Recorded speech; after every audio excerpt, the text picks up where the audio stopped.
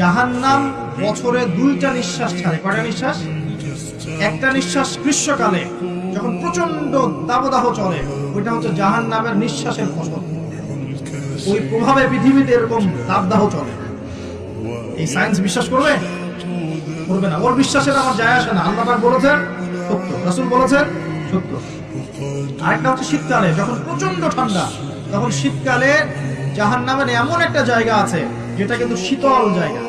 জাহান্নামের পুরো জায়গাটাই কিন্তু আগুন নয়, এমনও জায়গা আছে যেটা কি খুব শীতল। ওই শীতল অংশ শ্বাস ছাড়লে এই যে পৃথিবীতে সেই শীতের একটা প্রভাব চলে আসে, প্রচন্ড ঠান্ডা শৈত্য প্রভাব চলে আসে। এটা হয়তো অনেকে বিশ্বাস করবে না, মনে করবে যে ধর্মান্ধ কথাবার্তা। হাদিসে আছে নবী সাল্লাল্লাহু আলাইহি ওয়াসাল্লাম বলেছেন, কে সত্যবাদী? এই পুরো সভ্যতার রাসূল সাল্লাল্লাহু আলাইহি ওয়াসাল্লাম।